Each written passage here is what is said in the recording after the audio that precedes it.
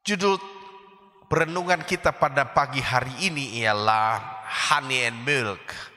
Kita percaya Tuhan menjanjikan susu dan madu. Sama-sama bilang dengan saya, susu dan madu. Oke, next. Kita lihat, apa pengertian susu dan madu? Ya, kita sering mendengar pendeta khotbah bahwa bangsa Israel dibawa ke tanah yang luar biasa, ya. Apa pengertian tentang susu dan madu? Saudaraku yang terkasih di dalam Kristus, apa pengertiannya? Kita sering dengar ya dalam sekolah minggu bahwa Tuhan janji ke susu dan madu. Nah, sebenarnya apa maknanya, saudara? Bukankah Tuhan berjanji kita akan diberkati seperti bangsa Israel masuk ke dalam negeri yang penuh dengan susu dan madu? Oke, kita lihat di sini dikatakan apa? Bilangan 16. Saudara bisa buka di Alkitab saudara, Bilangan 16 ayat 12 sampai 14. Saya baca. Ini ada sebuah cerita di mana Eliab, ya, anak-anak Eliab yaitu Datan, Abiram bertengkar dengan Musa, atau mereka tidak menyukai Musa sebagai pemimpin. Dari pembacaan ini kita akan ketemu apa pengertian susu dan madu yang dimaksud oleh Tuhan kepada bangsa Israel. Bilangan 16 ayat 12 sampai 14, saya bacakan demikian. Adapun Musa telah menyuruh orang untuk memanggil Datan dan Abiram, anak-anak Eliab. Tetapi jawab mereka, kami tidak mau datang. Belum cukupkah bahwa engkau memimpin kami keluar dari suatu negeri yang berlimpah-limpah susu dan madunya untuk membiarkan kami mati di padang gurun, sehingga masih juga engkau menjadikan dirimu tuan atas kami. Sungguh engkau tidak membawa kami ke negeri yang berlimpah-limpah susu dan madunya, ataupun memberikan kepada kami ladang-ladang dan kebun-kebun anggur sebagai milik pusaka. Masakan engkau dapat mengelabui mata orang-orang ini? Kami tidak mau datang. Nah, saudara, dari penjelasan teks ayat ini kita bisa melihat beberapa hal. Coba kita lihat next. Bahwa Datan dan Abiram yang pertama menyebut Mesir itu susu dan madu. Ya, dia kasih gambaran bahwa Mesir itu susu dan madu. Kenapa di Mesir disebut susu dan madu? Apakah benar susu? Apakah benar madu yang dimaksud? Ya, coba kita lihat lagi. Yang kedua, dari pembicaraan Datan dan Abiram, kita dapat mendengar dan membaca di sana bahwa mereka menyamakan susu dan madu itu dengan ladang-ladang dan kebun-kebun anggur. Gitu, saudara, ya. Jadi sebenarnya susu dan madu dalam kontekstual, ya, 5.000 tahun yang lalu itu apa? Disamakan dengan Mesir, kemudian dia samakan dengan ladang-ladang dan kebun-kebun. Di Mesir itu ada sungai Nil, sehingga di sepanjang perjalanan sungai Nil kiri dan kanan itu tentunya subur sekali, dan pertanian begitu subur. Itu yang dimaksud, saudara. Makanya dia sebut, kamu janji kami dibawa ke tempat yang penuh dengan susu dan madu, Musa, tapi kami lihat ini gersang. Ini padang belantara, Musa. Mana janji itu? Ya, mana janji itu? Katanya susu dan madu, ini gersang, berbatu, padang gurun. Kamu bawa kami ke sini nih mau mati kah? Bukan di sini susu dan madu itu, di Mesir kemarin itu Mesir itu yang susu dan madu, Musa. Ini apa? Ini padang tandus. Jadi susu dan madu yang dimaksud dalam pemahaman mereka 5.000 tahun yang lalu adalah tentang air yang melimpah, ya, perkebunan, pertanian yang melimpah, ya, ternak yang banyak. Ketika ada air tercukupi, ada rerumputan, maka ada peternakan di situ. Jadi susu dan madu yang dimaksud itu adalah sebuah kelimpahan, ketersediaan, dan apapun yang dipenuhi. Namun mereka bilang, Musa, kamu bawa kami ke tempat yang tandus ini. Mana Musa? Kami jalan bukan 1-2 hari Musa. Hampir 40 tahun kami berjalan. Kau ajak kami mati di sini. Dalam perjalanan ini, orang-orang yang bersama-sama dengan kami menuju tanah Kanaan yang kau bilang susu dan madu itu, kami ini mati banyak. Orang-orang tua kami yang bersama-sama seumuran dengan kami, banyak yang mati. Musa, di mana janji itu? Berapa banyak kita orang Kristen hampir mirip seperti itu, saudara, ya kan? Ketika belum sampai kepada penggenapan, kita menggerutu, kita marah, kita bilang, mana nubuatan janji Tuhan, mana berkat Tuhan, mana? Lalu kita tinggalkan Tuhan. Jangan, saudara, kita tuh tetap harus setia, karena perjalanan itu kan belum sampai, ya, perjalanan itu belum sampai. Apakah Musa yang membawa bangsa Israel menuju Kanaan sudah pernah ke Kanaan? Belum pernah. Musa sekalipun belum pernah menuju Kanaan. Dia hanya diberikan sebuah gambaran susu dan madu Musa. Kenapa dipakai kata istilah susu dan madu? Untuk memahami gampang, kurang lebih seperti Mesir begitu. Karena Mesir disebut susu dan madu. Jadi nanti negeri yang aku bawa kamu ke sana itu kurang lebih seperti itu, gitu, ya. Susu dan madu juga. Jadi tinggalkan Mesir. Kalau kamu tinggal di sini, kamu mendapatkan susu dan madu, tapi kamu jadi budak. Tapi kalau kamu pergi ke dalam janji Tuhan menuju tanah Kanaan, susu dan madu, kamu jadi tuan. Nah, gitu, ya kan? Siapa yang mau pergi ke Kanaan Tuhan, susu dan madu, dan jadi pemimpin di sana? Amin. Tapi kalau kita tetap bertahan di Mesir, kata Tuhan, susu dan madu juga, tapi kamu jadi budak.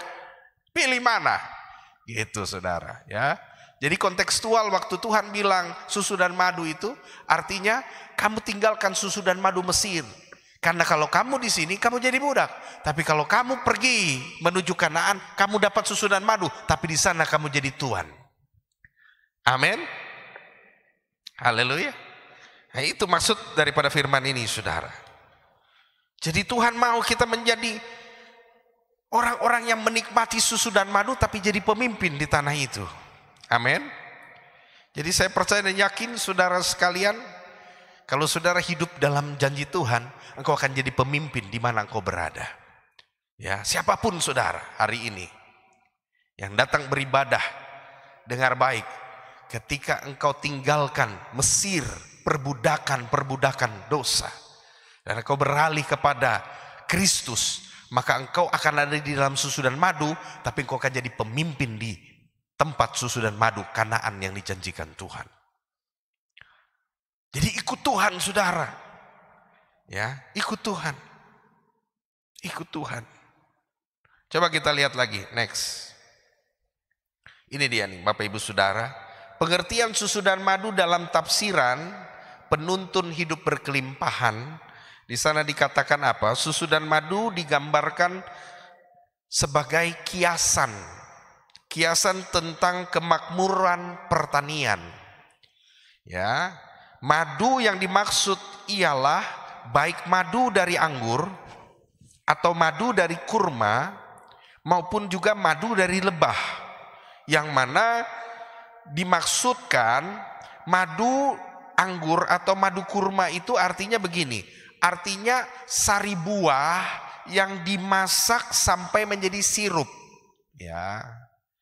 Jadi di Timur Tengah tuh mengenal tentang anggur yang dimasak lama-lama jadi sirup. Kalau makin kering jadi selai, ya, selai apa? Kita bisa lihat selai kurma atau selai anggur, ya. Kalau kita di sini karena banyak nanas, jadi selai nanas, saudara. Selai stroberi, ya, selai kacang. Tapi kalau di Timur Tengah tahunya adalah selai anggur. Dengan apa lagi? Selai kurma. Dan itu disebut madu bagi mereka. Ya. Jadi apa artinya, saudara? Artinya kemakmuran pertanian. Waktu Tuhan bilang kamu akan pergi ke negeri Kanaan, aku akan memberikan tempat itu susu dan madu. Ya. Itu kelimpahan. Ya, saudara. Dan engkau akan jadi pemimpin di Kanaan itu. Itu Bapak Ibu Saudara. Coba kita lihat next. Di sini juga dikatakan demikian Bapak Ibu Saudara.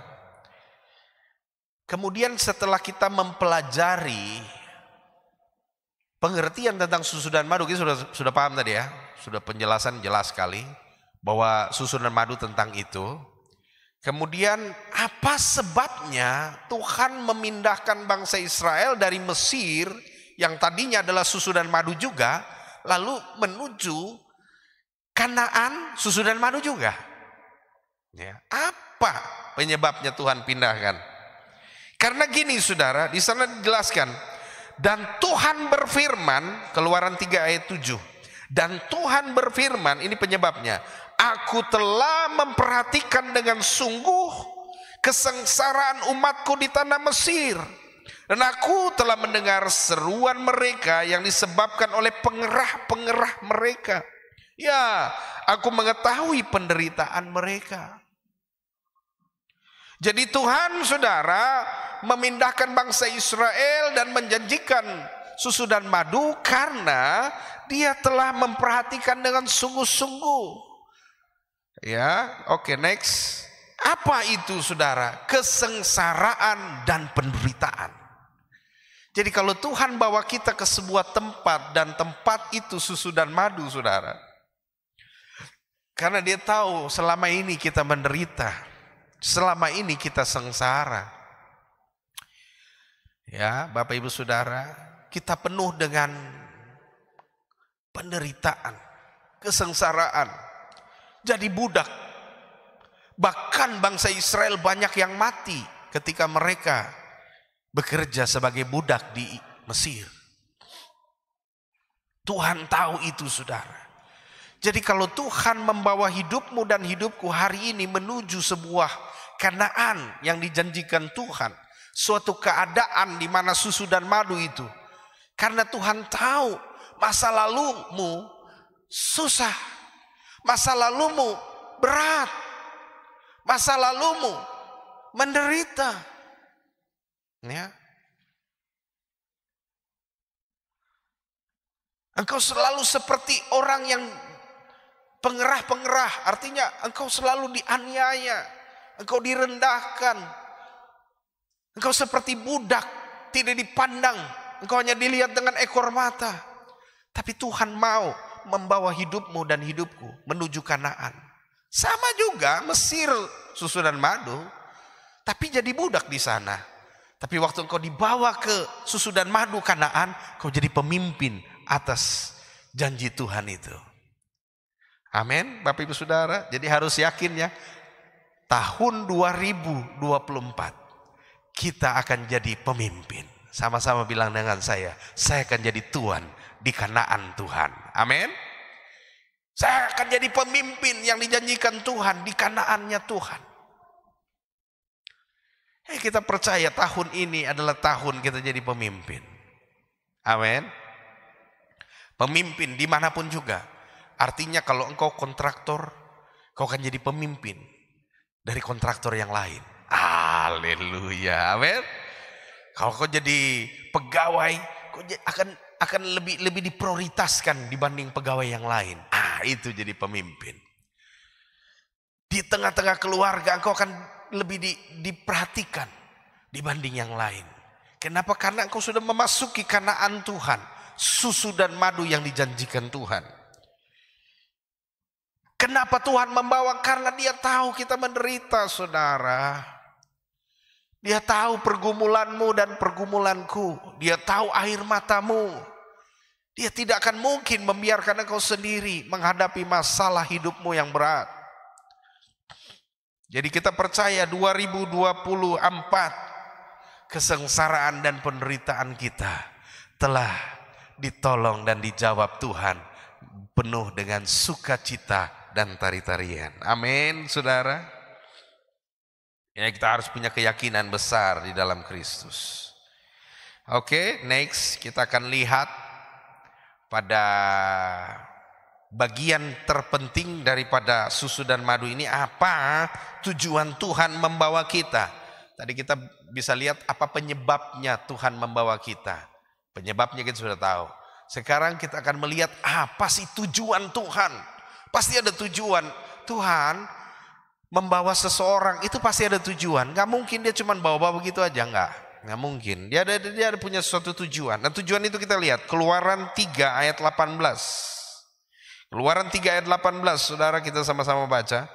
Dan bila mereka mendengarkan perkataanmu, maka engkau harus beserta para tua-tua Israel pergi kepada Raja Mesir, dan kamu harus berkata kepadanya, Tuhan Allah Ibrani telah menemui kami. Oleh sebab itu izinkanlah kiranya kami pergi ke padang gurun 3 hari perjalanan jauhnya untuk mempersembahkan korban kepada Tuhan Allah kami. Saudaraku yang terkasih di dalam Kristus, Tuhan Allah bilang sama Musa dan para tua-tua Israel, nanti kalau misalnya raja tanya, kenapa kalian keluar dari tanah Mesir? Jawablah dan sampaikanlah bahwa kami akan pergi 3 hari perjalanan jauhnya untuk mempersembahkan korban. Jadi menuju tempat susu dan madu yang dijanjikan Tuhan, tidak ada lain tujuan Tuhan untuk mempersembahkan korban, atau dengan kata lain beribadah. Oke, next. Beribadah kepada Tuhan, itu tujuannya, saudara. Tuhan membawa kita kepada berkat, Tuhan membawa kita kepada mujizat. Susu dan madu itu adalah untuk beribadah, untuk mempersembahkan korban. Nah, ada yang lain. Saya sudah pelajari bolak-balik ini isi Alkitab. Kalau Tuhan bawa kita kepada destinasi yang dijanjikan Tuhan, engkau diangkat jadi kepala bukan ekor, tujuannya ibadah. Kenapa Tuhan pilih Daud yang dari gembala domba yang tidak terlihat kepemimpinannya, hanya gembala kambing domba, ya kan, 2-3 ekor, tapi bisa diangkat jadi raja Israel. Dan ketika dia ada di raja Israel, apa kerjaan Daud? Tidak ada yang lain, dia bangun bait Allah. Pekerjaan Daud ketika dia jadi raja, dia hanya peduli tentang ibadah. Dia bangun ibadah, dia siapkan penari, dia siapkan pemusik, dia siapkan penyanyi, dia siapkan ibadah. Dan hari-hari yang dipikirkan Daud adalah bagaimana ibadah. Ya. Kemudian ketika dia pilih Salomo lebih bagus lagi, dia bangun bait Allah dengan hebat. Ya. Jadi apa tujuannya? Tuhan membawa kita kepada susu dan madu. Beribadah, nggak ada yang lain. Ibadah. Tujuan Allah membawa kita keluar dari tanah Mesir menuju susu dan madu untuk kita beribadah. Nah, banyak orang, saudara, lupa ini. Maka jangan heran dia naik lalu down. Naik, down gitu. Saudara bisa lihat ketika orang-orang diangkat dalam Alkitab, mereka adalah orang-orang yang setia. Daud ketika jadi raja berapa kali ibadah dalam sehari? Daud 7 kali dalam sehari, kata Daud, aku memuji-muji Allah. Ibadah Daud 7 kali dalam sehari. Jangan heran Daud dipertahankan Tuhan dari masa muda belia jadi raja, sampai rambut putih, sampai ubanan, sampai mati, anaknya ganti dia jadi raja. Pemerintahannya aman, tidak ada kudeta, tidak ada pelengseran di dalam kepemimpinan Daud. Karena dia 7 kali sehari memuji Tuhan. Karena tujuan Tuhan membawa kita jadi pemimpin, jadi raja, hanya ibadah, nggak ada yang lain. Saudara bisa lihat Sadrah, Mesah, Abednego, Daniel. Ketika Daniel Tuhan jadikan pemimpin, tapi lewat jadi pemimpin itu Tuhan mau angkat lebih naik lagi untuk jadi orang penting kedua dalam pemerintahan. Itu saudara intinya adalah masalah ibadah yang digugat oleh para musuh-musuh Daniel. Kami tidak menemukan hal lain selain ibadahnya. Karena Daniel selalu beribadah 3 kali sehari. Pejabat tinggi pemerintahan dunia. Kira-kira mungkin saya mau bilang dia mungkin menjabat seperti ada di pemerintahan Amerika mungkin sekarang.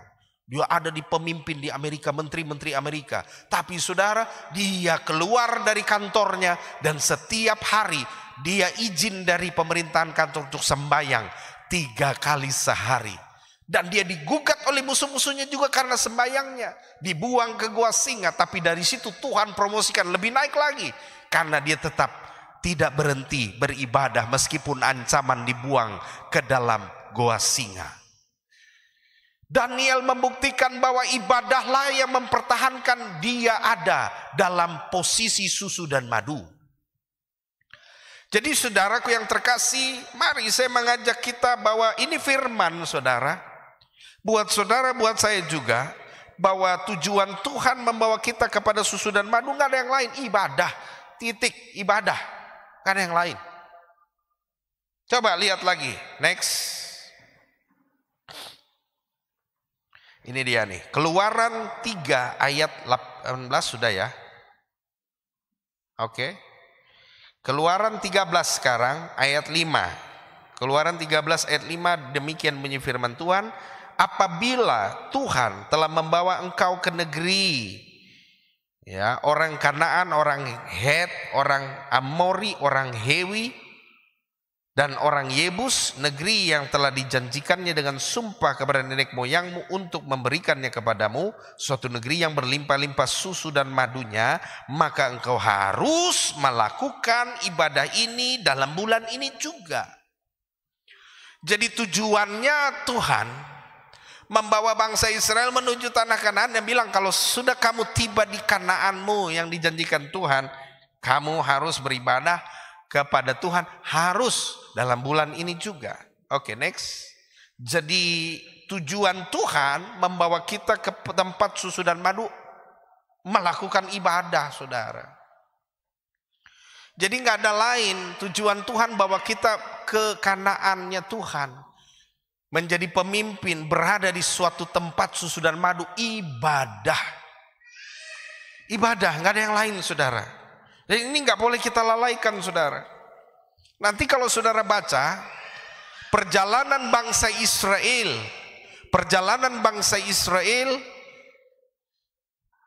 ada satu ayat saya pernah baca, karena mereka telah melalaikan ibadahnya, maka mereka dibuang ke pembuangan. Jadi saudaraku yang terkasih, kalau saudara baca sejarah bangsa Israel, kenapa mereka berada di pembuangan, ada catatan di situ, baik itu Nabi Yehezkiel, baik itu Nabi Yesaya, catatan jelas sekali mengatakan karena mereka telah meninggalkan ibadah mereka. Itu saudara. Maka dibuanglah mereka ke pembuangan. Itu sebabnya saudara, kita harus menyadari di tahun 2024 ini, ibadah itu penting saudara, jangan lalaikan. Karena kalau sampai kita lalaikan ibadah-ibadah kita, ini bukan menakut-nakuti, tapi ini kenyataan. Firman sudah bilang, Israel masuk dalam masa pembuangan. Jadi Israel masuk dalam masa pembuangan itu karena mereka melalaikan ibadahnya. Sayang saudara, apa sih susahnya ibadah itu saudara? Sebenarnya tidak sulit kan? Coba saudara kita renung-renungkan. Ibadah itu kan tidak sulit. Datang ke gereja, kita doa pembuka, kita nyanyi, dengar firman Tuhan setengah jam. Kan gereja kita nggak pernah khotbahnya lama-lama, saudara, ya kan? Ada pernah nggak saya khotbah sampai 2 jam? Nggak pernah kan, saudara? Cobi cari di tempat lain, itu khotbah sampai 2 jam, saudara. Lah, haleluya. Bertambah lagi, ada lagi yang khotbah lagi, sambung lagi, saudara. Haleluya. Terus nanti ada lagi pendeta lagi, satu lagi, tambah lagi khotbahnya, saudara. Ya kan? Saya bukan maksudnya menyinggung, tidak. Artinya kita dengan setengah jam khotbah itu saja susahnya minta ampun, saudara, beribadah. Ya kan? Yuk kita berubah, saudara. Amin. Ya, 2024 kita harus beribadah kepada Tuhan. Kenapa? Karena tujuan Tuhan bahwa kita jadi pemimpin di Kanaan Tuhan, susu dan madu, itu hanya untuk ibadah. Kalau kita lupa ibadah, jangan sampai Tuhan buat seperti bangsa Israel, ya. Amin, Bapak Ibu Saudara. Ya, yuk ibadah kita harus adakan, saudara, ya. Ya, gitu. Jadi dalam bulan ini juga. Jadi tidak boleh, saudara, dalam 1 bulan itu kita kosong sama sekali tidak ibadah. Amin. Coba kita baca tadi. Apa ayatnya tadi? Apabila Tuhan telah membawa engkau ke negeri Kanaan, orang Het, orang Amori, orang Hewi, orang Yebus, negeri yang dijanjikan Tuhan dengan sumpah kepada nenek moyangmu untuk memberikan kepadamu, suatu negeri yang berlimpah-limpah susu dan madunya, maka engkau harus melakukan ibadah ini dalam bulan ini juga. Jadi dalam bulan ini juga, jangan sampai 1 bulan sampai tidak ada pernah ibadah. Waduh, saudara, bahaya, saudara. Jadi minimal ya, minimal buat kita yang sering kali lalai. Jadi dalam 1 bulan itu minimal ada. Tapi lebih bagus lagi setiap minggu itu rutin, saudara. Amin. Kita libatkan diri, ya. Itu penting, saudara, ibadah itu. Karena itulah tujuan Tuhan membawa hidup kita masuk dalam janji-janji Tuhan yang luar biasa. Oke, penutup. Kita lihat istilah yang sama, Bapak Ibu Saudara, susu dan madu adalah berkat dan jawaban doa kita selama ini. Jawaban doa itu bisa kelulusan, mendapat pekerjaan, sukses, kenaikan jabatan atau promosi dan lain-lain. Tetapi dari semua itu, susu dan madu, tujuan Tuhan adalah agar kita beribadah kepadanya. Jadi Tuhan itu baik, Bapak Ibu Saudara. Dia sudah tolong, Dia sudah dengar doa-doa kita. Maka dari itu kita juga harus beribadah. Penting sekali, saudara, kenapa sebenarnya Tuhan itu suruh kita rutin beribadah?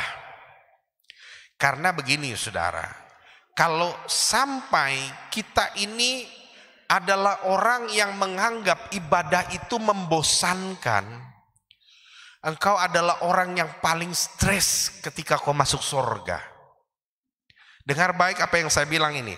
Kalau engkau adalah orang yang merasa ibadah bagimu adalah sesuatu yang membosankan, maka ketika engkau masuk surga nanti, engkau adalah satu-satunya manusia yang paling stres ada di surga. Kenapa? Karena bayangkan, dalam ibadah cuma 2 jam, kita kok bisa rasa bosan gitu. Ini bagi orang yang merasa bosan, ya. Tidak semua, ya. Kalau kita merasa ibadah itu hanya 2 jam kita merasa bosan. Kalau saudara yang merasa bosan itu dia masuk ke sorga nanti, dia adalah satu-satunya orang yang paling stres, saudara. Karena di sorga itu 24 jam orang beribadah. Tuhan, dia paling bisa stres ke apa? Maaf kata, mungkin dia bisa mati berdiri di sorga, saudara. Haleluya. Karena bayangkan 2 jam saja dia bosan di bumi. Pas dia masuk sorga, dia izin sama malaikat, Tuhan Allah, saya boleh keluar kah? Aduh, saya tertahan di sorga. Masa ibadah 24 jam tuh? Saudara, bayangkan, saudara. Makanya saudara harus biasa. Jadi ibadah itu latihan untuk masuk sorga. Ya. Sekali lagi saya mau bilang, ibadah kita itu latihan ketika kita ada di sorga. 2 jam itu sebenarnya latihan singkat, saudara. untuk berada di sorga. Karena nanti dipastikan kita tidak ada waktu lain, saudara. Tidak ada main HP di sorga. Tidak ada, saudara. Ya, tidak ada nari-nari, joget-joget untuk hal dunia, nggak ada. Yang ada nari untuk puji-pujian Tuhan. Hanya itu sibuknya kita di sorga. Jadi saudara, sekali lagi coba teguhkan hati. Kalau hari ini engkau beribadah dan kau rasa bosan ibadahmu, dipastikan kalau kau masuk sorga, kau adalah orang yang paling stres, saudara. Dan engkau pasti, saya pastikan engkau akan izin lebih cepat. Tuhan, saya kayaknya tidak cocok di sorga, kapa? Nanti ada banyak orang resign dari sorga karena dia nggak biasa beribadah di bumi, saudara. Banyak orang nanti, percaya saya bilang, sorga akan menjadi sebuah tempat yang paling membosankan bagi orang yang merasa bosan ibadah 2 jam itu, saudara. Bahkan ada di YouTube ibadah namanya gereja 1 jam saja. Tuhanlah. Gereja 1 jam saja. Jadi dari ibadah pembuka sampai firman plus doa-doa 1 jam saja. Itu bayangkan, saudara, gereja 1 jam saja. Haleluya. Ya, saya berharap jangan begitu, saudara. Mungkin karena jemaat di sana sudah mulai bosan ibadah. Pendeta jangan 2 jam, 1 jam saja. Kalau 1 jam toh mau ibadah. Yang begitu-begitu, saya yakin dia akan menjadi penduduk sorga yang paling cepat resign dari sorga. Haleluya. Kira-kira mungkin dia 2 hari aja di sorga, langsung dia bilang, Tuhan Yesus minta izin. Aduh, saya kayak tidak cocok di sini, apa? Haleluya. Karena saya macam stres kah? Di bumi saja Tuhan Yesus, di bumi sana saya 1 jam saja saya sudah tahan ibadah, apalagi di 24 jam Tuhan, dari jam ke jam cuman ibadah. Kayaknya saya tidak cocok di sorga. Haleluya. Amin. Saya berharap kita bukan menjadi orang-orang yang bosan. Amin. Supaya nanti di sorga kita tidak cepat-cepat izin. Tuhan, kayaknya tidak cocok di sorga. Haleluya. Amin. Jadi kita harus berubah, saudara. Jadikanlah ibadah sesuatu yang menyenangkan. Amin. Kita harus beribadah itu menyenangkan. Kapan perlu bilang, aduh, Pak Pendeta, aduh, worship leader macam terlalu sebentar kah menyanyi? Kalau bisa tuh sembahyang itu 3 jam kah begitu, supaya kita biasa. Nanti kalau kita kembali ke sorga sana kan bukan 3 jam lagi ibadah, tapi di sorga sana kita akan ibadah 24 jam